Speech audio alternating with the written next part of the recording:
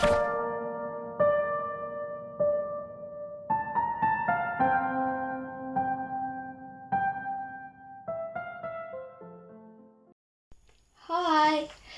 So today I will be reading Tom Gates' Extra Special Treats Not. This is a Star Pupils badge. It's not mine, it belongs to Marcus Meldrew.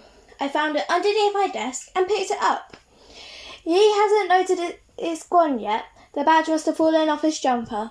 I'm going to give it back to him eventually. Mr. Fullerman made Marcus a star pupil because he's done all his homework on time and apparently he's been making a big effort in class. Marcus hasn't stopped bragging about his badge ever since he's put it on. Look at my badge! Amy has had a star pupil badge before, but I haven't yet. Mr. Fullerman chooses a different star pupil every term, and I've noticed that if you have a star pupil's badge, teachers are nicer and smile a lot more at you. It's true. And if you get to hang out in the library at lunchtimes, which would be excellent for my catching up of comic readings. The badge this term looked amazing. So just to change what I'm going to do all my homework and make sure it's done on time too, because I really want a badge. In the meantime, there was a picture of Marcus that he thought he lost his badge, and then there's a picture of Marcus when he's got his badge back. He didn't even say thank you, so I did this doodle for fun. I think I deserve a star pupil badge for these drawings. Tom, if you put as much effort into your homework as you do for your doodles, you'll be well on your way to becoming a star pupil. Mr. Fullerman. Yes, Mr. Fullerman, I will. I said it now. I walking home from school with Derek, my best friend and my next door neighbour. We're chatting all about all kinds of important stuff, like what we're going to eat when we get home. Me, a chocolate wafer bar, of course, and him, a slice of toast. And who's going to get the star pupil badge this time? Then we spot something in front of us, who looked a bit like my grumpy older sister Delia. Is that Delia? Derek asks me, and I say, I'm not sure, maybe it is. Delia! Delia! I shout, but she ignores me. She can't hear me, I said. Let's say it louder, Derek suggests. And a little bit closer too, I say. So we do. Delia! From the look on Delia's face, I think she heard us this time. I was going to say hello, but I changed my mind, quickly. I'm not sure Delia was that pleased to see us. We run all the way home instead. Your sister wasn't very happy, was she? Derek says, as he goes into his house. Don't worry, I tell him. Delia's never happy. She always looks like that, which is also true. Delia in the morning, slightly grumpy. Delia in the afternoon, grumpy. And Delia in the evening, just don't bother talking to her because she's grumpy. Then we both say our byes and see you laters, and we go inside. As soon as I close the door, I forget all about Delia and head straight for the kitchen because I remembered that Mum bought a giant packet of chocolate raisins the other day.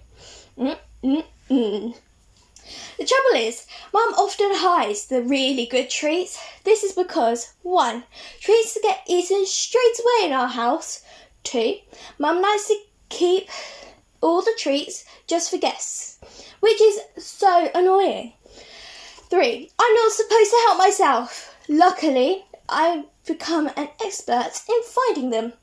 That didn't take me long. Right in the teapot. Result. The trick is to open the raisins carefully without ripping the packet, so it doesn't look like anyone's touched them. I'm so busy delicately tearing the raisins into my hands that I don't hear Mum coming downstairs until she's outside the kitchen door. Then I panic. Then I have enough time to shove the packet of raisins back into the teapot and slam down the lid before she comes in. Hello, Tom. You're home early, Mum says. I try not to look guilty. I tell Mum Derek and I ran all the way home extra fast in a race. Phew. I feel really tired now. Then there's been the bit about being tired I've added on to make a very good reason of why I'm home early. I'm still holding on to the chocolate raisins in my hand and they're beginning to melt. So I do a massive yawn and put my hand up to my mouth and then shove in as many raisins as I can without Mum noticing. It turns out there's a lot more than I thought. Gulp. This plan would have worked, but Mum kept asking me questions. She says, you know Granny Mavis and Grandad Bob are coming round tonight to keep an eye on things. I can't speak because my mouth's stuffed full of chocolate raisins, so I nod my head instead. We're going out for dinner with just some of Dad's friends from work. I smile and nod some more. I've got this new dress, especially for tonight. Oh, and Granny Mavis doesn't need to worry about cooking. There's food in the oven, which is a relief because you never know what Granny Mavis will make. The last time that Granny Mavis came round, she made pasta and peaches. I'm trying really hard to chew the raisins without noticing. Slowly. Slowly. Are you eating something, Tom? That didn't work then. Then I tried to say nothing and then a raisin nearly pops out of my mouth.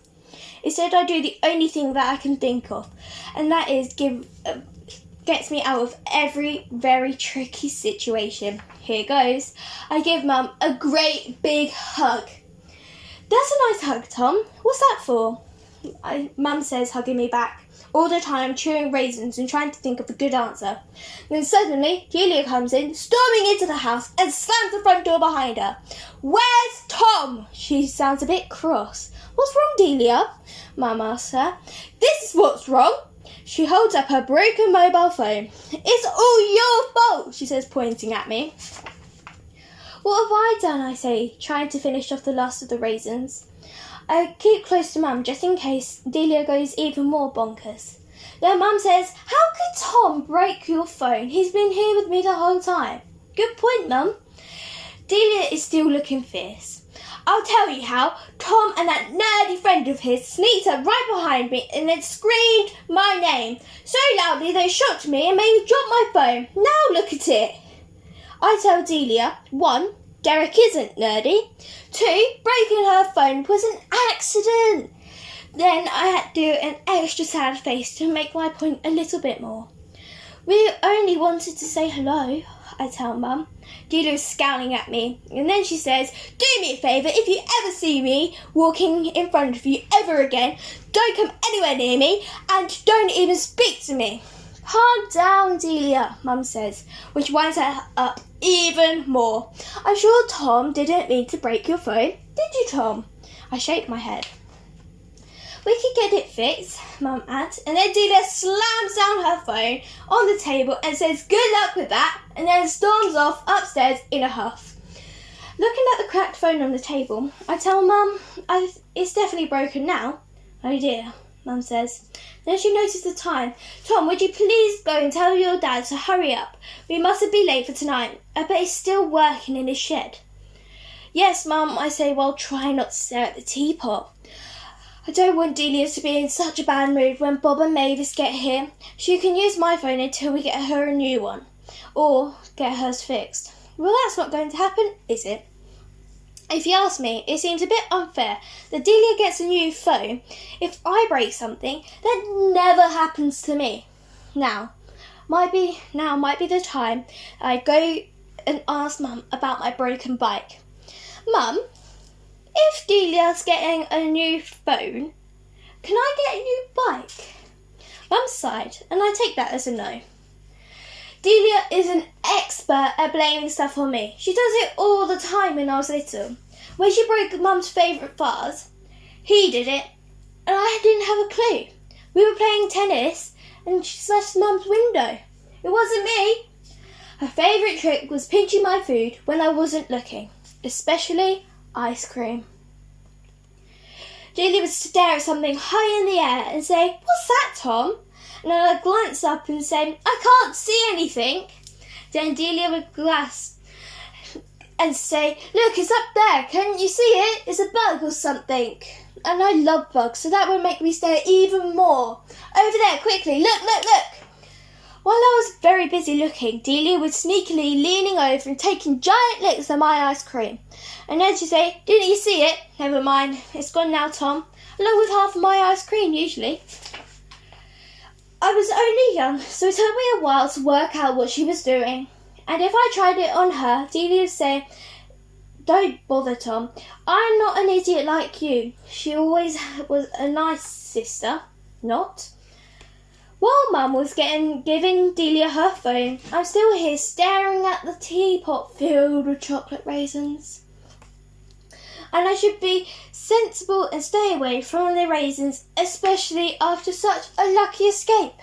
But they're delicious. Will Mum be gone for very long? Yes. Have I got time to grab another handful of raisins? Yes. So since the both answers to the question were yes, I lifted up the teapot, then scooped out another handful of chocolate raisins, then another, and then one more for luck. And I don't hear Dad coming in from the shed until he says, "Aha!" which makes me jump. That's where the raisins are. I've been looking for them everywhere. You haven't eaten them all, have you, Tom? Dad takes the packet from me, seeing for himself. Surprisingly, he ate them quite a few. I'm guessing your Mum didn't say you could have these, did she? I've been rumbled. I tell Dad it was a small packet and I haven't eaten that many. I think I'm in trouble. Then Dad says, I can buy another packet of raisins. And then chips the rest of the raisins right into his mouth. I love raisins, he said, while tilting his head back, finishing them off. Mum comes in time just to see the last one being eaten. And I wonder why I hide the treats in this house. Dad can't answer because his mouth is full of raisins. You know we're going out for dinner. I'm still hungry, don't worry, Dad tells her. The whole packet's gone, Mum says.